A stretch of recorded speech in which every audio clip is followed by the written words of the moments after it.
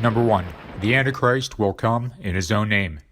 The first major hint of the identity of the Antichrist comes from Jesus, who told the Pharisees, "I have come in my Father's name, and you do not receive me. If another comes in his own name, him you will receive." Coming in the name of someone means that you are speaking on their behalf, representing their authority or interest. This is what Jesus did as he spoke on behalf of and represented God the Father. By the time Trump burst onto the political scene, he already had marked his own name on dozens of buildings, properties, and products around the world. He had made a name for himself long before running for president. He has used the cachet of his own name as an entry point into politics and to gain acceptance with Christian evangelicals. Trump's name is so well known that former White House Chief of Staff Mick Mulvaney stated that it is the most recognizable name in the English language and probably around the world. Play golf at Trump Bedminster. He goes to play golf at Trump up in Sterling. And everybody asks the question, is it not a huge marketing opportunity? I would simply ask you all to consider the possibility that Donald Trump's brand is probably strong enough as it is, and he doesn't need any more help on that. This is not like it's the most recognizable name in the English language and probably around the world right now. Jesus warned us that someone would come in his own name and be accepted, and that's exactly what has happened with Donald J. Trump. Number 2. The Antichrist is named the Little Horn. Trump's name is also connected to the name of the Antichrist in another curious way. The word Trump actually appears twice in the King James Bible, in Corinthians and again in 1 Thessalonians. In both instances, the word Trump means trumpet. Why is this important? In the book of Daniel, the Antichrist is specifically given the name of the Little Horn. This is exactly what a trump or trumpet is. A little horn, both in the size of the modern trumpet as well as in ancient times the trumpet was fashioned out of the horn of a small animal. Here's what Daniel saw in his vision. I considered the horns, and behold, there came up among them another little horn. In this horn were eyes like the eyes of man, and a mouth speaking great things. In Daniel's vision, the Antichrist is given the name of the little horn, but we're also specifically told it has eyes like a man and a mouth that speaks great things. So it's quite clear that we're talking about an actual person. This person, the little horn or little trump, is a man with a big mouth who will boast great things. Number 3. The Antichrist is named the man of sin. In 2 Thessalonians, we find the Antichrist referred to as the man of sin. He is, to put it another way, sin incarnate. The sins that the Bible referred to over and over again are those related to vanity, to dishonesty, to lust, to greed, to envy, and to wrath. Trump has, in both his personal and business ventures, lived not only an extremely sinful life, but has even bragged about his lust, his greed, his desire for vengeance, and his inability to forgive. He is not only a sinful man, but he has taken pride in his sinning. He seems to view them as badges of honor. Trump has seemingly treated each sin of the Bible as if it were on his personal bucket list waiting to be checked off. Number 4. The Antichrist is named the Lawless One. Part and parcel of living such a sinful life, Trump has adopted an attitude of playing by his own rules, or, more accurately, no rules at all. And again, we find that the Bible has yet another name to describe this aspect of the Antichrist. He is called the Lawless One.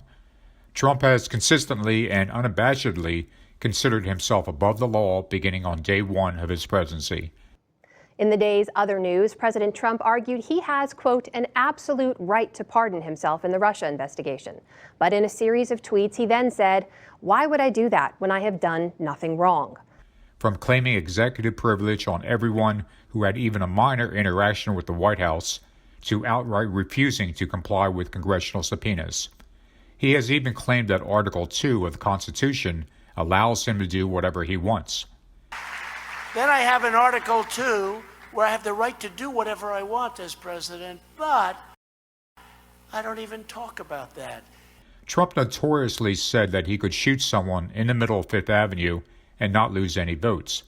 As shocking as that might have sounded, his lawyers went a step further and argued in court that even if Trump had actually shot someone, He could not even be investigated while in office. In short, the president and his political allies believe that he has absolute immunity from even being investigated, let alone being held to account. Legal and constitutional scholars are repeatedly shocked at how much power he believes he has as president and how little desire he has to abide by current laws. Number 5. The Antichrist is named the wicked man. In Proverbs 6, verses 12 through 15, we see a description for the Antichrist, and this passage is referred to as the wicked man.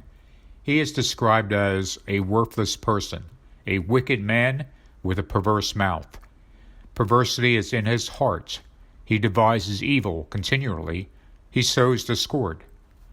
These verses describe how the Antichrist is a worthless and wicked man. He has a perverse, vulgar mouth that speaks lies, and he constantly has evil in his heart. He accuses others of doing the things that he does, and he continually is sowing discord.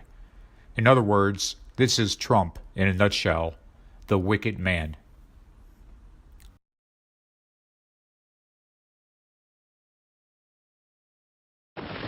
Number 6. The Antichrist is extremely boastful. In the book of Daniel, the Antichrist has a mouth speaking great things, and as described in the book of Revelation, he has the mouth of a lion, as well as a mouth speaking great things and blasphemies. Trump and boasting go hand in hand, so much so that we all expect to hear it whenever he speaks. Nobody knows the system better than me. Nobody knows politicians better than I do. Nobody knows. Nobody's better. Nobody's stronger. There's nobody bigger or better at the military than I am. I love the First Amendment. Nobody loves it better than me. Nobody loves the Bible more than I do. There is nobody that respects women more than I do. Nobody builds walls better than me. Nobody in the history of this country has ever known so much about infrastructure as Donald Trump. Nobody knows debt better than me. Nobody even understands it but me. Nobody can do it like me. He will lavish praise on himself for what he has accomplished, for what he plans to accomplish, for what others have accomplished, for his own IQ, for his own wealth, and even for his own physical appearance. He boasts so often and about so many different things that it's odd to hear him go for more than a moment or two without bragging. Whether or not the things he brags about are true is of little importance to him, of course. Number 7. The Antichrist is profoundly arrogant. The Antichrist is an exceptionally arrogant person. According to the book of Daniel, the Antichrist shall magnify himself in his heart, will consider himself superior, and shall exalt himself and magnify himself above every god. Trump's enormous ego and pride have resulted in his wildly inflated view of his own importance.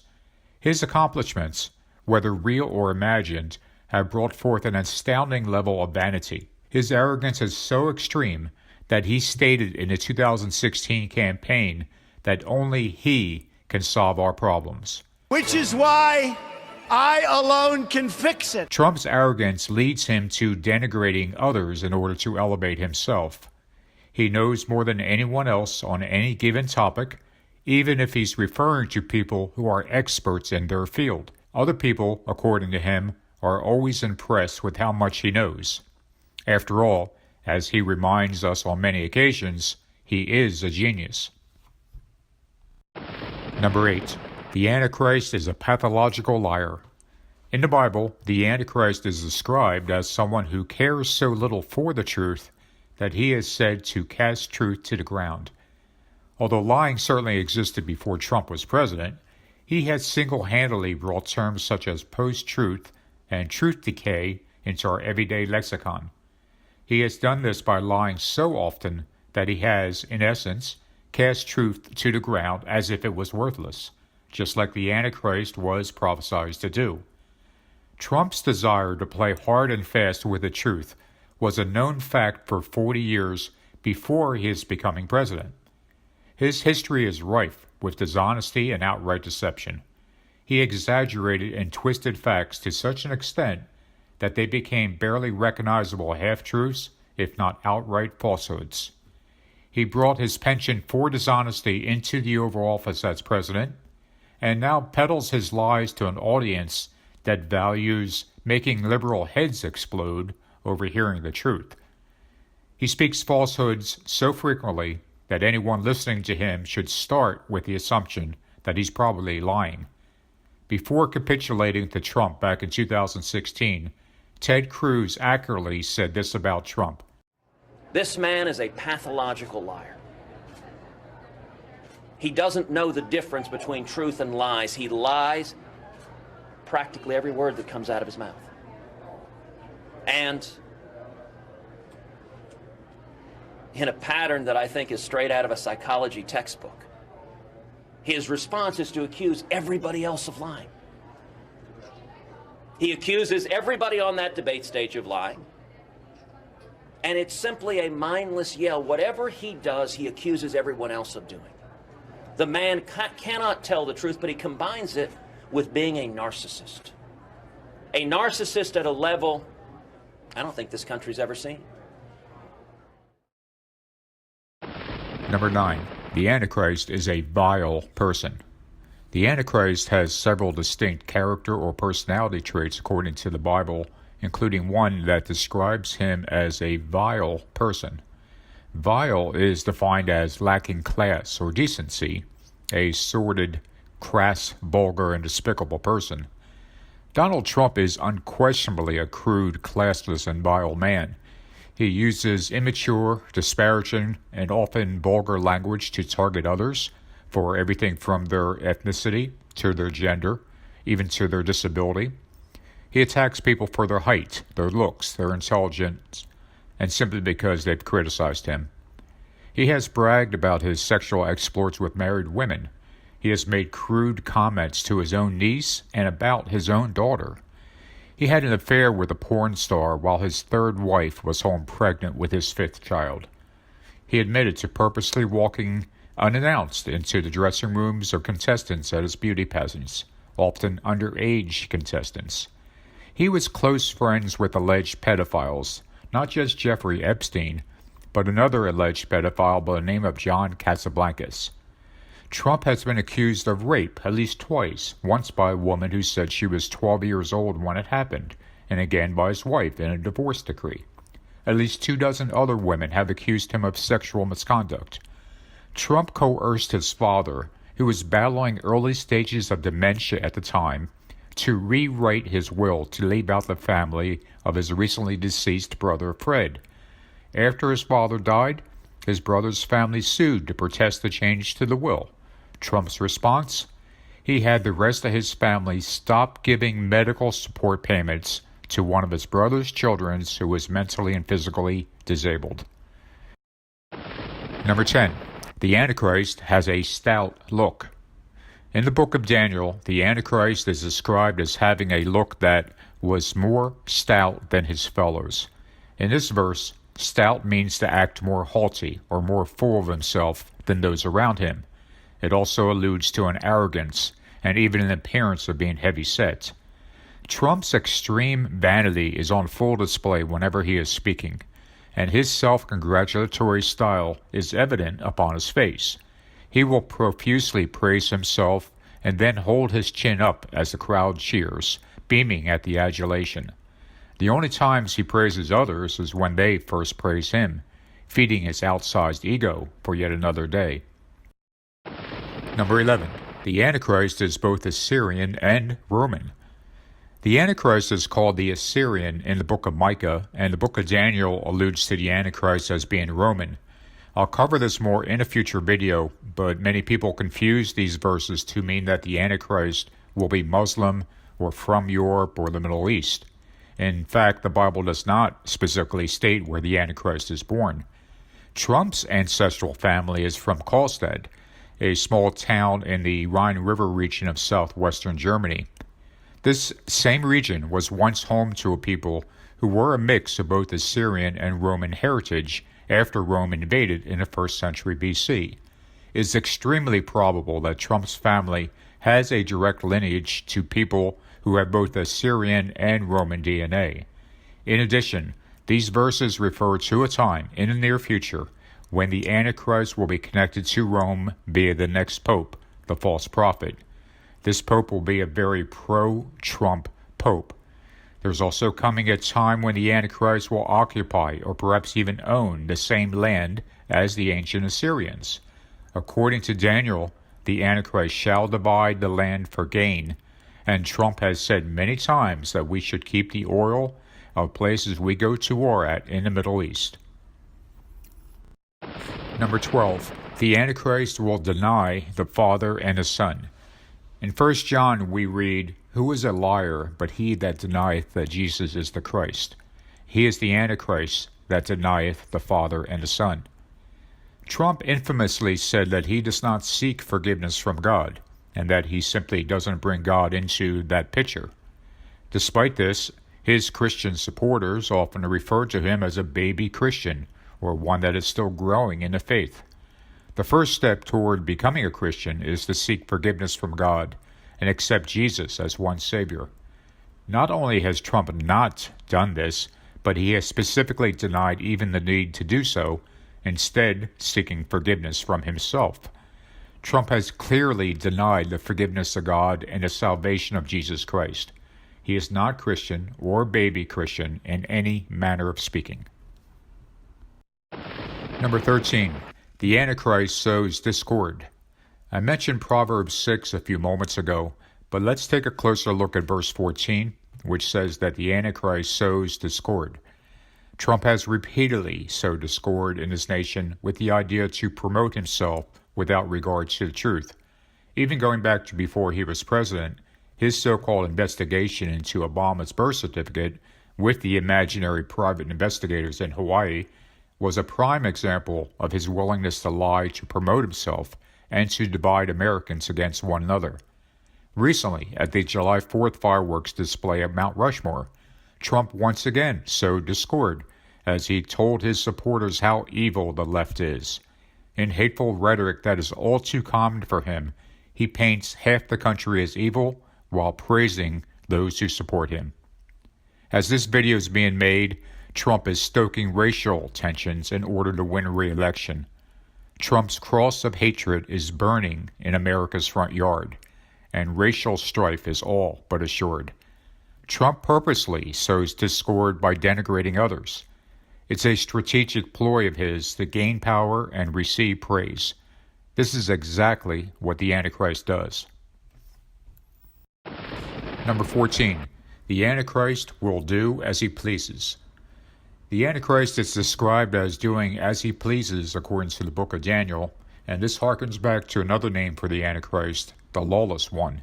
In other words, the Antichrist will not feel restrained by any law and will simply do as he wishes whenever he feels like it. Trump is already on record as saying, "I have an Article 2 where I have the right to do whatever I want as president." Trump seems to be echoing Nixon here, who once said, "When the president does it, that means it's not illegal." Trump takes it a step further, though, and appears to be saying that there is nothing illegal or legal about what a president does because he can do whatever he wants. Nearly every constitutional scholar disagrees with Trump's claim of such far-reaching powers, but the point is that Trump thinks he has such power. His administration embraces the unitary executive theory, the idea that the president controls all powers that are executive in nature without oversight from other branches of government. Trump is rushing full steam ahead in his bid to do whatever he pleases as president, and this trait is one that he, again, shares with the Antichrist.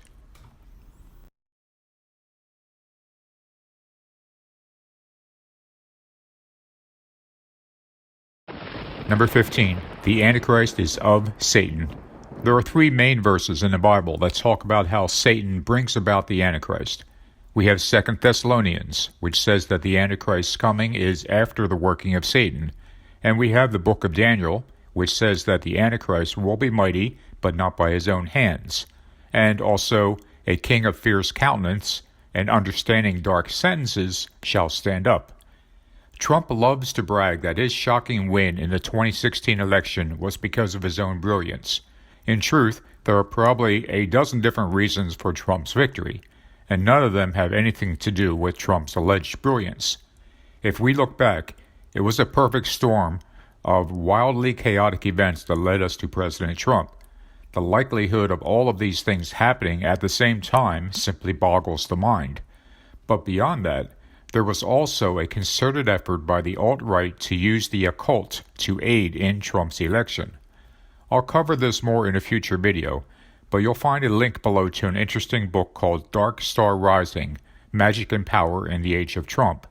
It explains the efforts of the alt-right to use rituals and chaos magic to aid Trump's 2016 election, and, by extension, how they will also be involved in his 2020 re-election. As a side note, his 2020 campaign manager has referred to his re-election machine as the Death Star, a most appropriate name. Number 16. The Antichrist works deceitfully. The Antichrist is prophesied to work deceitfully, and that his cunning will cause deceit to prosper under his rule. Trump's reputation for being deceptive was a known fact for several decades before becoming president. His dishonesty was so pervasive that his own bankruptcy attorneys testified under oath that they would only meet with him in pairs in order to prevent him from giving two different versions of the same story had they met with him individually. It should be no surprise that a man of his character, or lack thereof, should continue to be so deceitful as president. Many of those who have left the Trump White House speak of his profound deceitfulness on a wide range of issues. Number 17. The Antichrist is compared to a beast. The Antichrist is the first beast in Revelation 13, an evil monstrosity bent on taking whatever it wants by force and leaving a trail of destruction behind. It is simply a force of nature which cannot be stopped. Trump himself perfectly reflects these characteristics, with his extreme greed, desire for vengeance and praise, and seemingly unstoppable ability to get what he wants.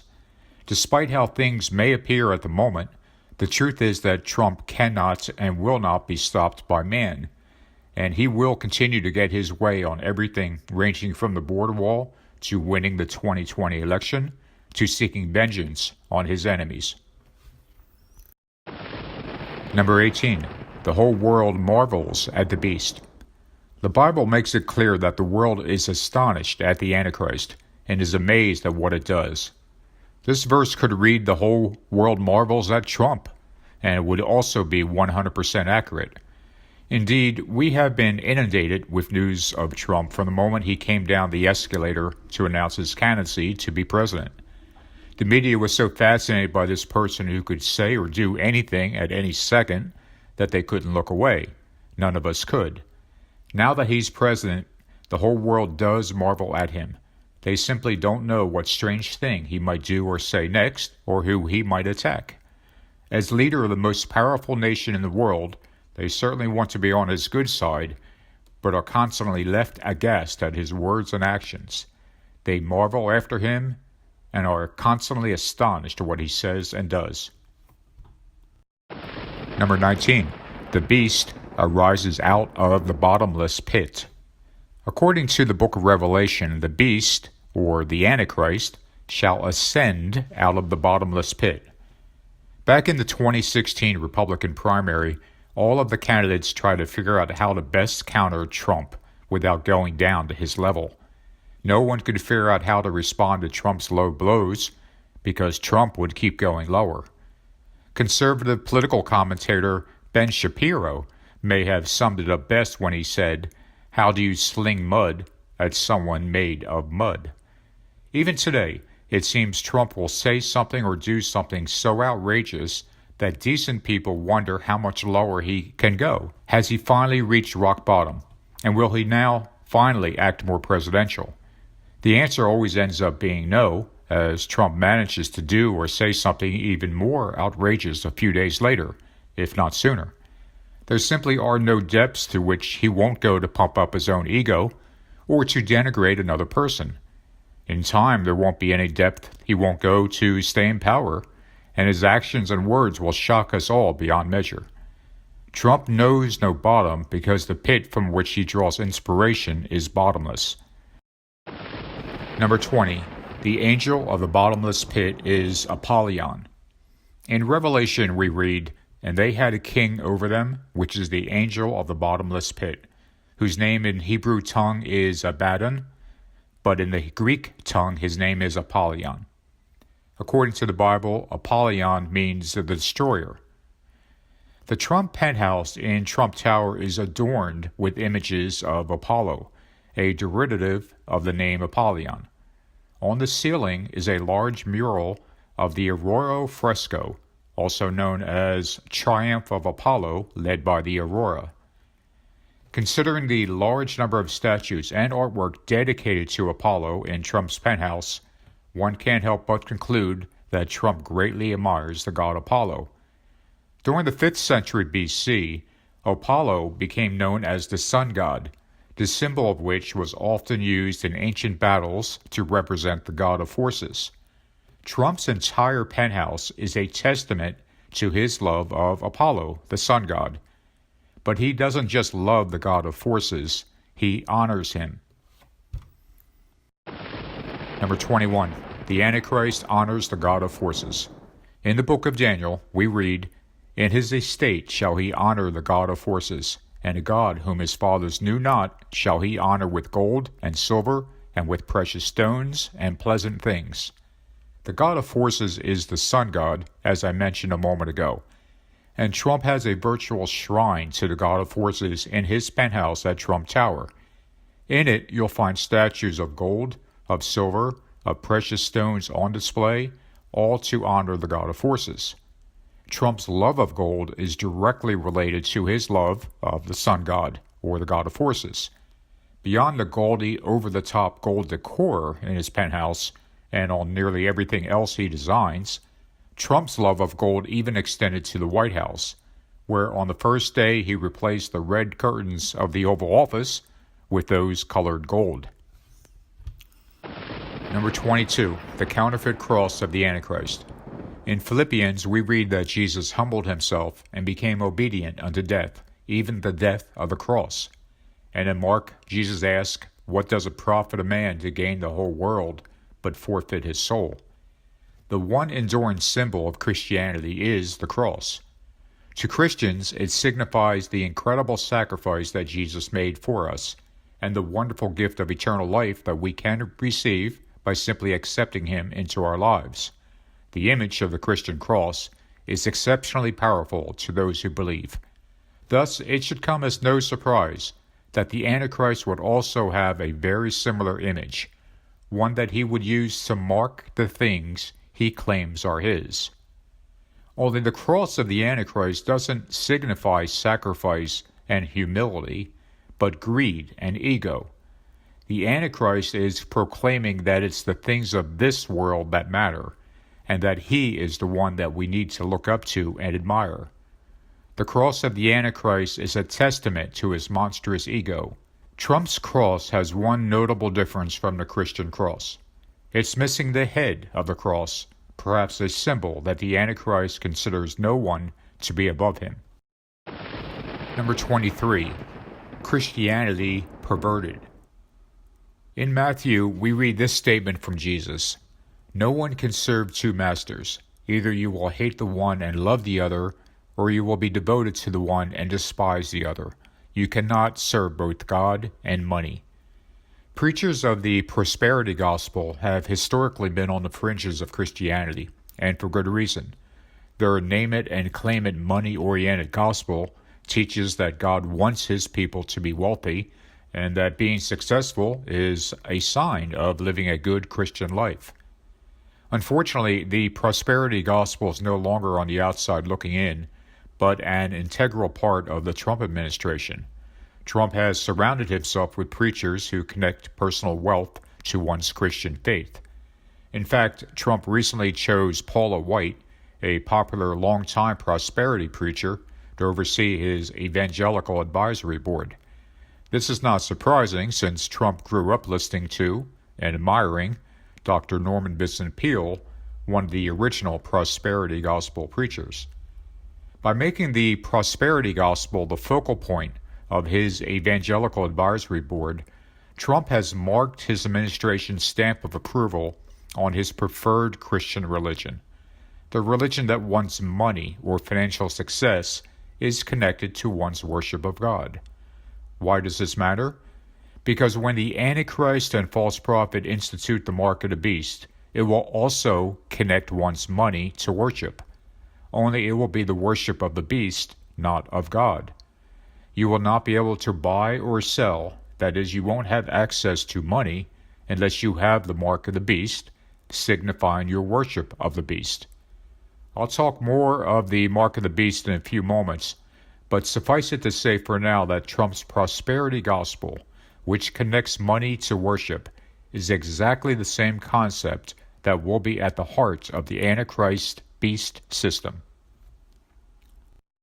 Number 24. Satan is described as a roaring lion that devours. In 1 Peter we read, "Be sober, be vigilant, because your adversary the devil, as a roaring lion, walketh about, seeking whom he may devour."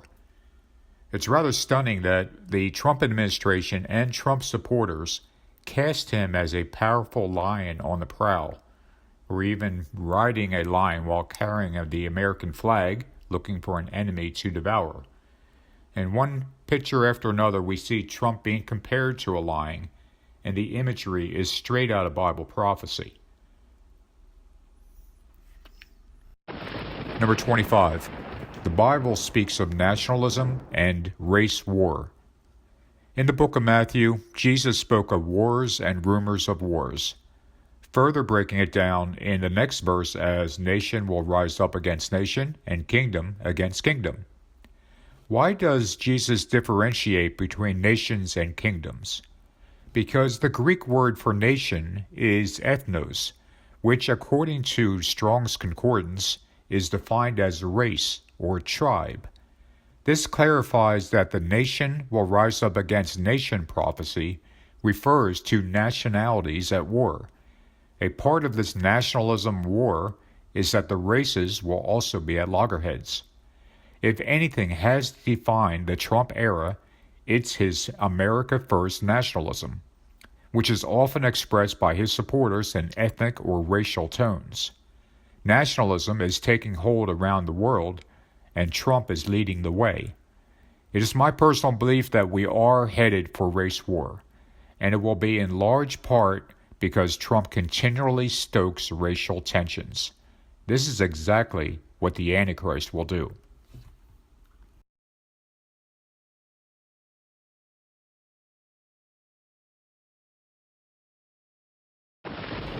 Number 26. The falling away. In 2 Thessalonians, we read an important verse about the Antichrist. "Let no man deceive you by any means, for that day shall not come, except there come a falling away first, and the man of sin be revealed." This verse connects the falling away to the man of sin. Christians will fall away from the gospel of Jesus and toward the gospel of the Antichrist. In other words, the falling away is what shines a light on the man of sin, revealing his identity. This massive falling away has in fact happened just over the last couple of years, as countless Christians have abandoned the true gospel of Jesus to embrace a man who has made a name for himself in this world. To these Christians, the gospel of Jesus has become the gospel of Trump. Gone are the messages of love and forgiveness and salvation that Jesus taught, replaced by Trump's gospel of division, revenge, and greed. In this gospel, Trump's enemies are to be attacked, those who are different are to be vilified, and the love of money is above all. To those who have fallen away, Trump's name is hallowed before that of anyone else. "In Trump we trust" is the common refrain. Number 27. The unrighteous deception. Again, in 2 Thessalonians, we read, "The coming of the lawless one is according to the working of Satan, with all power, signs, and lying wonders, and with all unrighteous deception among those who perish, because they did not receive the love of the truth, that they might be saved." These verses refer to the Antichrist as the lawless one, which, as I mentioned before, is one of the names given in the Bible to this end-time figure. His coming is according to the working of Satan, but also he is assisted by unrighteous deception from those who don't love the truth. This unrighteous deception helps the Antichrist come to power and eventually rule the world. This very same unrighteous deception is now running rampant among Trump supporters, especially in the media, who conjure up one deceptive story or manipulated video after another in order to promote Trump. Thus, they have been deluded into fervently supporting a man with a history of lying and cheating. Those who practice this unrighteous deception have no love for the truth, instead believing that the ends justify the means. The idea that the ends justify the means is completely at odds with the biblical teaching that as he who called you is holy, you also be holy in all of your conduct. Number 28, the strong delusion. As we continue in 2 Thessalonians, we read, "And for this reason God will send them strong delusion, that they should believe the lie, that they all may be condemned who did not believe the truth, but had pleasure in unrighteousness." Conservative Christians have looked for the Antichrist to come for many years, and have debated whether this figure would be from Europe or the Middle East. Was he Muslim, Jewish? Surely he would be from the left and stand for those things diametrically opposite that of Christ. The assumption among all of these questions is that the Antichrist would be easy for true Christians to recognize because he would publicly embrace anti-Christian beliefs. Unfortunately, they fail to understand that the only way there could be a strong delusion is if the Antichrist arose under their noses, claiming to believe what they believed. There's simply no delusion if he's easy to recognize. For many years, conservatives have hated the left, the mainstream media, Hollywood, and all things that weren't conservative. Then someone who has made a name for himself around the world comes on the scene attacking the left, the mainstream media, Hollywood, the very same things that conservatives loathe. But why is it that conservatives can't see the evil of Donald J. Trump? Remember that video of a few people standing around passing a basketball to one another, and you're supposed to keep track of the number of passes that go from one person to another depending on the color of their shirt. Of course, what happens is you're so focused on counting the number of passes that you do not notice the gorilla going right through the middle of the scene and out the other side. This is exactly what has happened with conservative Christianity. They have been so busy focusing on the evils of what the left is, of what the mainstream media is, what Hollywood is, that they have not noticed the evil right in their midst. Number 29. The Antichrist starts small but grows powerful. According to the Bible, the Antichrist shall become strong with a small people. The Antichrist isn't someone who will rule the world overnight. Rather, he starts out on a limited scale and, with the aid of a small group of people, becomes incredibly powerful.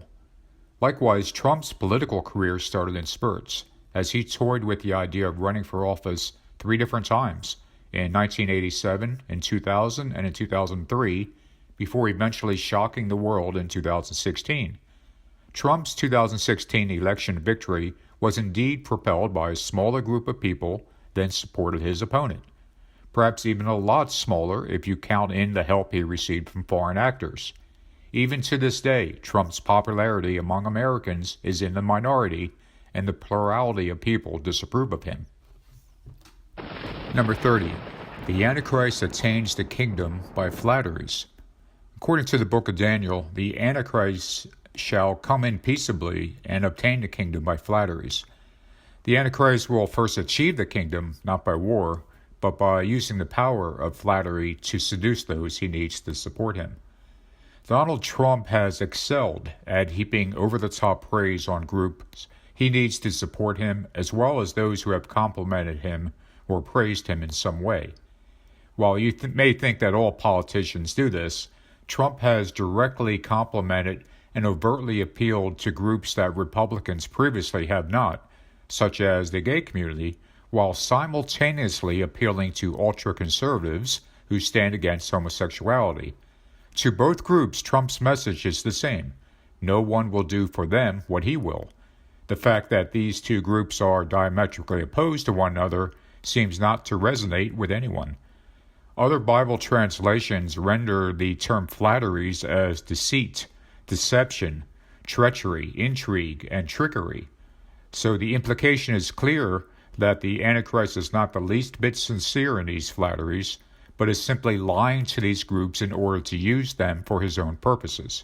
Trump also is famously susceptible to flattery, as he lives for the compliments he receives. To better understand how Trump uses the power of the flattery, I encourage you to simply Google Trump flattery, and you'll be amazed at the number of articles examining this phenomenon. Not only does Trump use flattery on others to get their support, but others use flattery on him to align themselves behind him. Number 31. The Antichrist conquers with a bow, but no arrows. In Revelation 6 we read, "And I saw, and behold a white horse, and he that sat on him had a bow, and a crown was given unto him. He went forth conquering and to conquer." The Antichrist is the first of the four horsemen in Revelation 6. He is described as riding a white horse to symbolize that he portrays himself as the Savior. Interestingly, the verse states that he has a bow, but does not mention arrows. Despite this, he was given a crown and goes forth conquering and to conquer. If he doesn't have any arrows, what is the Antichrist launching with that bow? What exactly is his weapon of choice? Listen to what Trump said in a 1990 interview with New York Magazine. "I'm a guy who lies awake at night and thinks and plots," Trump said. Keep in mind this was 14 years before Twitter was invented and 17 years before he himself had joined. Now look at these two Bible verses. "He devises wickedness on his bed. He sets himself in a way that is not good. He does not abhor evil. Woe to those who devise iniquity and work out evil on their beds. At morning light they practice it, because it is in the power of their hand." Did you catch it? Those who practice evil, because it is in the power of their hand. Trump has indeed devised wickedness on his bed, and with his hands he launches attack after attack on Twitter. The phone is his proverbial bow, his tweets are the arrows, and with them he has indeed conquered one adversary after the other. Number 32. The Antichrist will succeed in all that he does. The Bible says that the Antichrist shall destroy fearfully and shall prosper and thrive. The Antichrist will be a force of nature, both destroying those who oppose him and prospering in all that he does. His successes will come in legion, and will be why many either worship him or acquiesce to his will. There are those who think Trump has failed at many of his objectives as president, whether getting the wall built or having his way on a variety of issues. They couldn't be farther from the truth, though, as nearly everything Trump has done has resulted in his getting what he wants. From successfully surviving the investigation into Russia's meddling in the 2016 election, to the impeachment, to systematically installing passionately pro-Trump political appointees throughout the government, to even destroying politically those who oppose him. Trump, like the Antichrist, will both destroy and prosper. In his second term, look for Trump to successfully destroy much of the free press by loosening the libel laws, and tout that as a major victory to his supporters. And they will, no doubt, agree. Number 33. The Antichrist shall do exploits. The Antichrist will do big things around the world, which is one of the reasons that all nations will marvel at him. His exploits will be clear for all to see, and he will be both praised and feared because of them. With Trump, there's no question that he views his own achievements in the most grandiose style imaginable. While much of what he says is hyperbole, there's no question that he has already achieved a great deal in this world. Trump will eventually have his Great Wall on the southern border, and he will eventually do many other exploits around the globe. And you can be sure that each one of these exploits will serve the purpose of telling us how great he is and how his name should be honored among men. Number 34. The Antichrist will think to change times and laws. I feel this is an overlooked prophecy and one that will end up shocking us when it comes to fruition. The words "think to change" make it clear that the Antichrist will look to change long-established laws that other men had not even dared to consider doing. Looking at Trump, there are two things that stand out regarding this prophecy. First, he has often said that libel laws need to be changed so that those who publish what he calls fake news can be sued. Obviously, this will clamp down severely on free speech, but that is exactly what Trump wants. Secondly, Trump has consistently spoken of eliminating presidential term limits, usually in a semi-joking manner. But it's one of those jokes that, when hearing it, you know that the joke teller is quite serious because he keeps coming back to it again and again. Take a second and look at this Trump quote from June 6, 2019. A poll should be done on which is more dishonest and deceitful newspaper, the failing New York Times or the Amazon Washington Post. They are both a disgrace to our country, the enemy of the people, but I can't figure out which is worse. The good news is at the end of 6 years, after America has been made great again, and I leave the beautiful White House, do you think the people would demand that I stay longer? Both of these horrible papers will go out of business and be forever gone. In this tweet, Trump attacks both the free press and tosses out the idea that he should remain president for more than 2 terms. When Trump gets a second term, and he will, look for him to change the libel laws and presidential term limits because both will be at the top of his to-do list.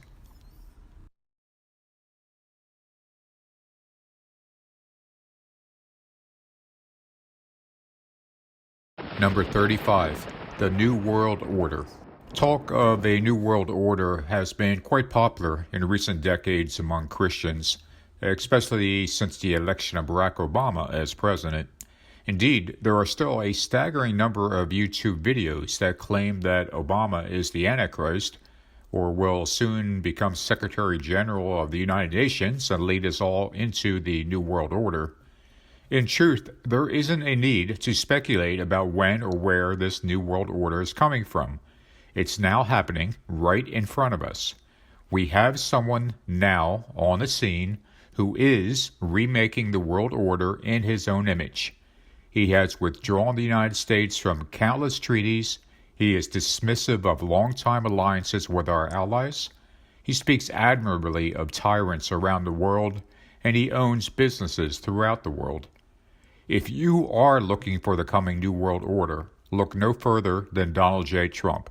He's creating it right now in front of your eyes at this very moment. Number 36, the Antichrist will have a Mideast peace plan. One of the more well-known Bible prophecies involving the Antichrist is that he will put together a 7-year peace agreement among the nations in the Middle East.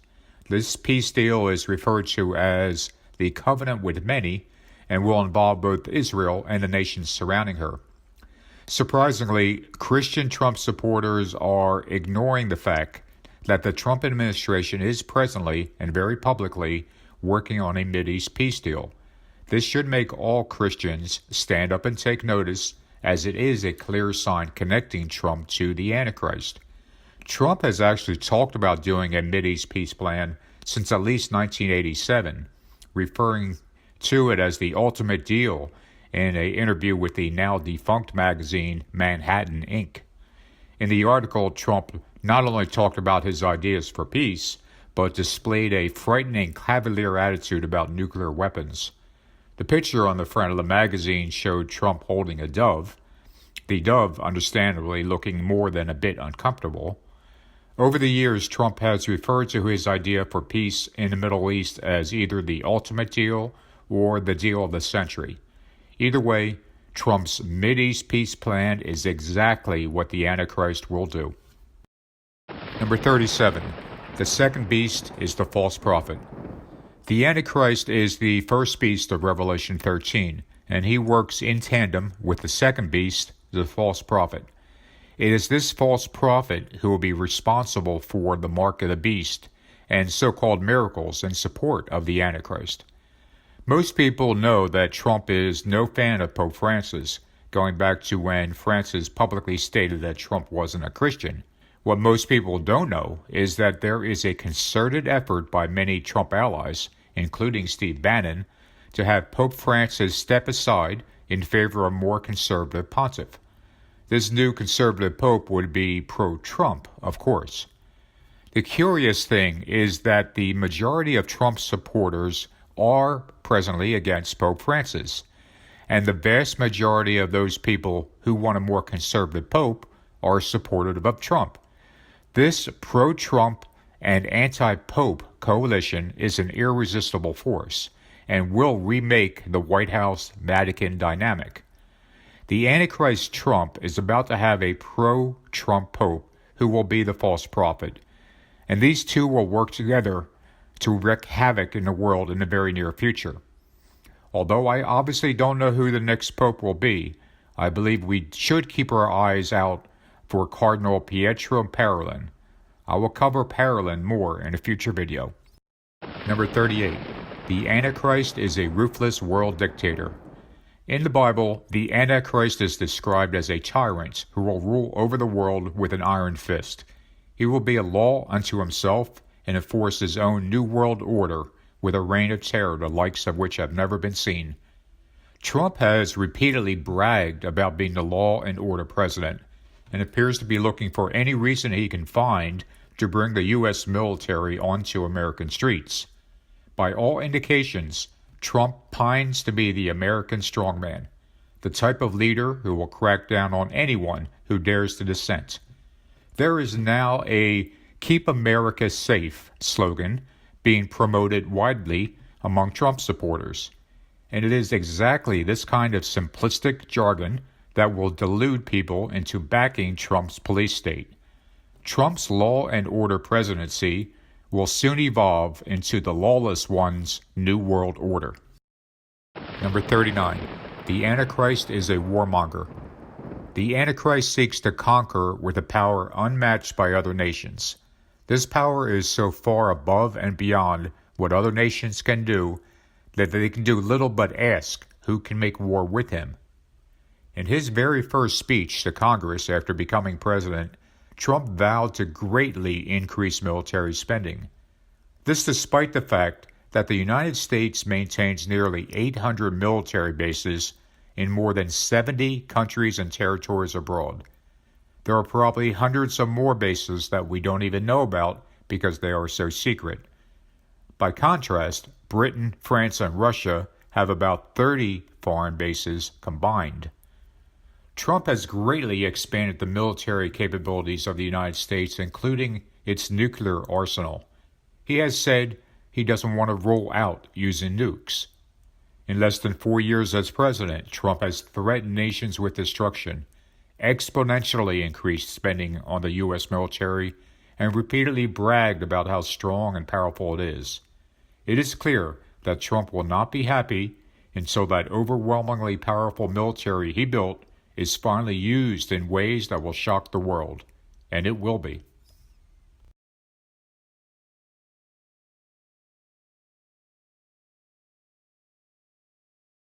Number 40. The third temple will be rebuilt. In Daniel, we read that the Antichrist will confirm a covenant with many for 1 week, but in the middle of the week he will put an end to sacrifice and offering. This verse clearly shows that the third temple will be rebuilt, since halfway through the 7-year peace plan, the Antichrist comes in to stop the sacrifice and offering. Beyond that, there are other passages that state that the Antichrist will eventually seat himself inside the temple and proclaim himself to be God. By coincidence, Trump is a builder. That's what I do, is I build. I was always very good at building. It was always my best thing. I think better than being president, I was maybe good at building. My belief is that not only will a third temple be built as part of Trump's peace plan, but that a Trump-owned company will do the building. After it's finished, don't be surprised if the name Trump appears somewhere on the third temple structure itself, perhaps as an engraving or a plaque, to honor Trump's efforts to get it built. Number 41. Israel seeks the Messiah. Donald Trump is being called a type of King Cyrus by many in Israel, as well as the evangelical Christian community. To further connect Trump to the Antichrist in this matter, Trump's image is now being produced on temple coins alongside that of King Cyrus. Israel has named towns, train stations, and squares after Trump. He's been called the Shield of Jerusalem, the King and final U.S. President, and there's even a song called Super Trump. Israel is honoring Trump in a multitude of ways, and it all exactly fits the type of honor and worship that the Antichrist will receive in the final days. Both Israel and Trump supporters elevate Trump to a king-like status, which he approves of, and it won't be long before he elevates himself even beyond that. Number 42. The Antichrist breaks the Mideast peace covenant. As we read in 2 Thessalonians, another name for the Antichrist is the son of perdition. The Antichrist shares this name with Judas, who is also called the son of perdition by Jesus. Not long after proclaiming that peace and security has been achieved, the Antichrist will break the covenant that he himself put together. Just like the Antichrist, Trump is notoriously unfaithful, not just in his marriages, but in his business days, where contractors have had to sue him to try and get the money they were rightfully owed. Trump has continued this unfaithfulness as president, unilaterally withdrawing the United States from countless treaties and agreements. It won't be long before Trump breaks the very same peace covenant that he himself put together as the deal of the century. As Judas betrayed Jesus, so will Trump betray Israel. Number 43. The Antichrist Worldwide Economic System. In Revelation we read that no man might buy or sell save he that had the mark, or the name of the beast, or the number of his name. The Antichrist will, via the false prophet, implement a worldwide economic system to enforce both loyalty and obedience. Only once loyalty to the Antichrist, signified by the mark of the beast, will allow participation in the world economy. At that time, if you refuse the mark, you will not be allowed to buy or sell, and thus have no access to money. Donald Trump is obsessed with money, but even more so with the nation's economy, which he has called the greatest economy in the history of the world. Trump has taken full credit for the economy and views it as his crowning achievement in his first term as president. Coincidentally, Trump is also obsessed with loyalty and with promoting his own name. These three things together, the need for loyalty, the promotion of his own name, and the tie-in to the economy, are traits that both Trump and the Antichrist share. Number 44. The Mark of the Beast. Contrary to what many Christians believe, it is not the Antichrist who institutes the mark of the beast. Rather, it is the false prophet, the second beast of Revelation 13, who causes the world to receive the mark on their right hands or foreheads. This mark signifies one's allegiance to the beast and allows one to participate in the worldwide economic system of the Antichrist. Ironically, the current president of the United States already has a history of marking his name on dozens of buildings and properties around the world. This has either been done with the letter T as a simple mark, or his actual last name spelled out. There's also one particular number that is currently associated with President Donald Trump. That is the number 45, which signifies that he is the 45th President of the United States. Thus, we can now see that the mark of the beast is 1. Just a simple mark, 2. The name of the beast, or 3. The number of the name. Likewise, with Trump, we have seen that he already uses 1. A simple mark, or 2. His own name. We have yet to see what the number of his name might be, but I do feel that the number 45 will be involved somehow. Since world events are moving so quickly, we do need to pay attention to what's happening in the news.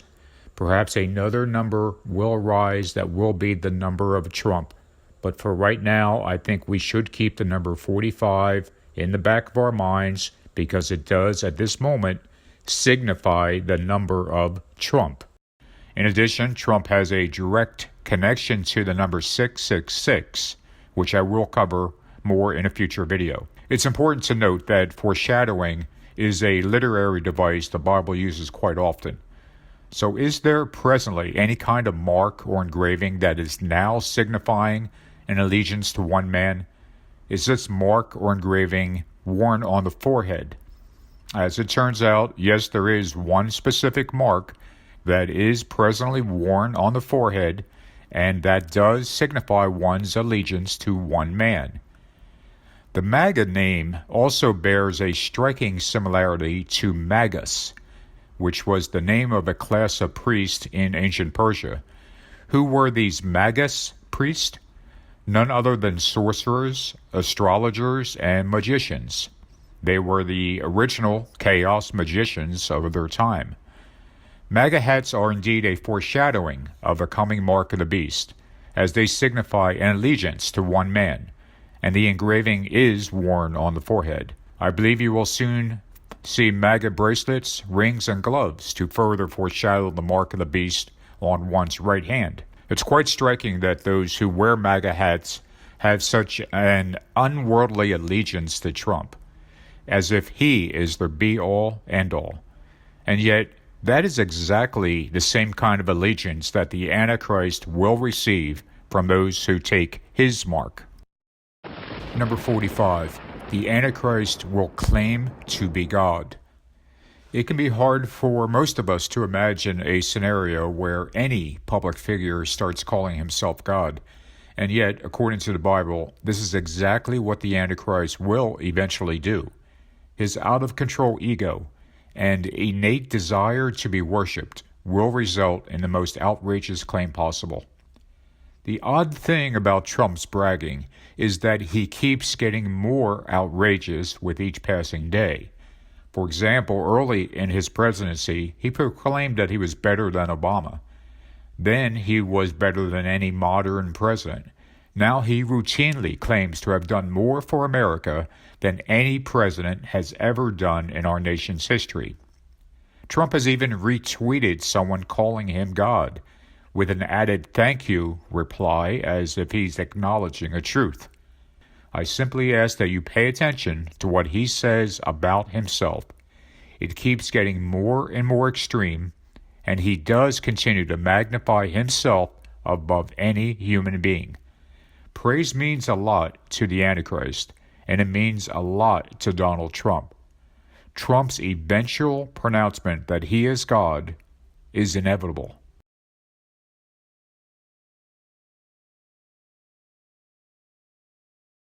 This video has been about the Antichrist and the many biblical verses and signs that identify this figure as being Donald J. Trump.